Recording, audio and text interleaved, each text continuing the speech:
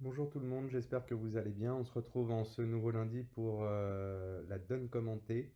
Et aujourd'hui, je vais vous parler d'une donne de défense. Voilà, parce qu'on a fait beaucoup de donnes de jeu de la carte. Je voulais aussi essayer de finir avant la fin de ce confinement avec une donne de défense. J'espère qu'en tout cas les donnes du lundi vous ont plu. J'espère aussi que le match exhibition des 4 professeurs a réussi à vous divertir. C'était assez technique, les donnes étaient quand même assez relevées. Je reviens sur ce fameux match d'exhibition. Il y avait beaucoup d'interventions et de situations compétitives. Et vous voyez quand même que l'intervention est très importante, puisque plus vous intervenez et plus vous barrez vos adversaires, plus il est difficile pour eux de se décrire et d'atteindre le bon contrat. Voilà, bah écoutez, c'est parti pour la donne du lundi. En avant. Alors je reviens sur les enchères et ici, effectivement, on va voir les 3 jeux. Quelles ont été les enchères? West a ouvert d'un carreau, 4, 7, 10, 12, il avait 18 points d'honneur, une main régulière, mais il ne pouvait pas ouvrir d'un sans atout. Donc il a ouvert d'un carreau en meilleur mineur. Je vous rappelle que quand on est 4-4, on ouvre d'un carreau. Est a répondu un pic, et maintenant Ouest a fait un saut à 200 atouts. Je vous rappelle que quand l'ouvreur fait une enchère à 100 atouts au premier tour, au deuxième tour, il décrit toujours une main régulière. Ici, le fait de faire un saut montre la main 18-19 points. Et Est dit 4 piques. Alors, qu'est-ce que je sais, moi qui suis à l'entame? Je sais que mon adversaire de gauche a 18-19 points et une main régulière. Et je sais que Est, pour qu'il ait dit 4 piques sur 200 atouts, sachant que son partenaire lui avait promis 2 ou 3 cartes à pique, pour qu'il ait imposé les piques, il en a au moins 6, d'accord? Et il n'a pas d'espoir de chelem. S'il avait eu un espoir de chelem sur 200 atouts, il aurait dit 3 piques. Je suis à l'entame. Qu'est-ce que j'ai ici? J'ai un singleton à tout, j'entame pas à tout, mais j'ai une tête de séquence dans une couleur non nommée par l'adversaire. Donc j'aurais pu décider d'entamer soit cœur, soit trèfle. Donc je décide d'entamer le roi de cœur. Je vous rappelle que quand vous entamez le roi à la couleur, vous garantissez juste la dame. Le mort s'étale et c'est à moi. Euh, Roi de cœur.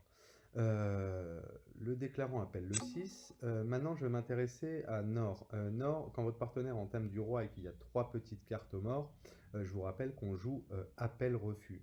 Ici, quand votre partenaire entame le roi, les 2 cartes qui l'intéressent, c'est de savoir si vous avez soit le valet, soit l'as. Pourquoi le valet? Si votre partenaire entamait le roi avec roi-dame-valet, même s'il fait la levée du roi, il n'aura aucun problème à pouvoir rejouer la dame pour faire tomber l'as pour que son valet devienne maître. Le problème, c'est que s'il entamait le roi avec la dame et sans le valet, si le déclarant par exemple laisse passer, vous voyez que moi ici je suis bien embêté à savoir si je dois rejouer ou non la dame. Alors effectivement ici il y a une carte qui m'aide, c'est le fait qu'il y ait le 10 au mort. Si le déclarant avait eu As-Valet, il n'avait pas besoin de laisser passer mon roi pour s'assurer de faire 2 levées dans la couleur. Donc ici, mon partenaire entame du roi et j'ai As-9, 7, 5. Comment faire pour l'appeler dans la couleur? En lui mettant le 9. Voilà. Je suis maintenant en sud, j'ai fait la levée du roi et mon partenaire m'a appelé assez violemment puisqu'il m'a appelé avec le 9. Donc qu'est-ce que je fais? Il me reste la dame et le 4. Je rejoue la dame, le 8, le 5, le 3, 4 et 4, 8. Hop. Ok. On en est là. Maintenant, je vais me mettre à la place de Nord. On a fait les 3 premières levées et il va falloir que je trouve le moyen de faire une 4e levée. Euh, alors, une chose est sûre, c'est que quand je vois le mort et qu'il y a roi-dame de pique, je sais que le déclarant a 6 ou 7 cartes à pique. Si le déclarant a 7 cartes à pique et 3 cartes à cœur, puisqu'il vient de fournir 3 fois à cœur, je vois qu'il n'aura aucun problème à gagner son contrat, puisqu'il a As-Roi de trèfle et l'As de carreau. Maintenant, ce qui va m'intéresser, c'est si mon partenaire a une carte à pique. Si mon partenaire a une carte à pique et que c'est le valet de pique, en fait, quand le déclarant va jouer le roi et la dame, et qui jouera son as, qu'est-ce qui se passe avec mon 10? Il sera devenu maître.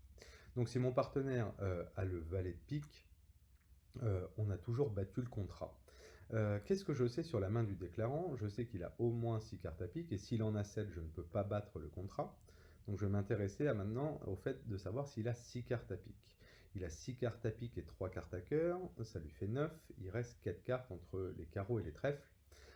Et moi, qu'est-ce que j'ai à carreau? Bah, j'ai le valet troisième et je vois l'as et la dame, donc j'ai aucune source de lever à carreau. Et j'ai deux petits trèfles et je vois l'as et le roi. Donc en fait, est-ce que je vais pouvoir trouver cette quatrième levée à carreau ou à trèfle? Malheureusement, non. Donc il va falloir que je trouve un moyen d'essayer de me trouver une quatrième levée. Et pour trouver cette quatrième levée, bah, finalement, ça va être à l'atout. Et en fait, ce qu'il va falloir, j'ai réussi à voir que si mon partenaire avait le valet de pique, j'allais pouvoir battre le contrat naturellement parce que j'avais une levée de pique naturelle. Mais il y a une autre carte qui peut être intéressante, c'est en fait le 8 de pique. Et en fait, ce qu'il faudrait que je réussisse à faire, c'est que j'oblige le déclarant à devoir couper soit avec son as ou son valet, si jamais il avait as-valet en est, soit obliger le déclarant, si j'arrive à faire couper le déclarant au mort avec la dame ou le roi, bah, qu'est-ce que je pourrais faire? Je pourrais réussir à faire mon 10 et mon 9. Le problème, c'est que si je joue à tout, bah, le déclarant n'aura aucun problème à enlever les atouts et à faire son contrat. Ce qu'il faudrait ici que je fasse, et c'est quand même une chose qui est assez rare en flanc, en fait, ce qu'il faudrait faire pour obliger le déclarant à couper, j'ai vu que effectivement 3 tours de cœur ont été joués.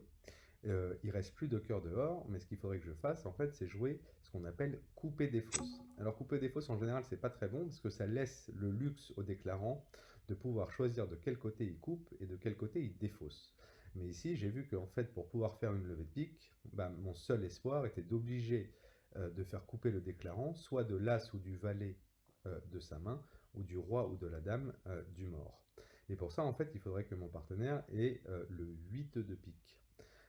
Et du coup, maintenant, quand je joue cœur, qu'est-ce qu'il se passe? Bah, si jamais le déclarant coupe du valet de sa main, qu'est-ce qui va se passer? Je ferai forcément mon 10 ou mon 9 naturellement. Et si le déclarant même coupe d'une petite carte de sa main, et que mon partenaire coupe avec cette carte miracle qui est le 8 de pique, le déclarant est obligé de couper de la dame, d'accord? Et quand il jouera son roi, le 4, mon partenaire n'ayant plus de cartes, bah, qu'est-ce qui se passera? Le déclarant, il lui reste l'as et le valet, il pourra les jouer, mais qu'est-ce qui va se passer avec mon 10? Il sera devenu maître. Hop. Bah, écoutez, voilà pour cette donne de défense qui était pas si facile. On a parlé de signalisation sur l'entame du roi quand il y avait trois petites cartes. Attention, quand il y a le 10, on fait attention avec le valet, puisque si le déclarant avait le valet, il n'aurait pas laissé passer. Je vous rappelle qu'on laisse passer sans jamais que cela nous coûte une levée.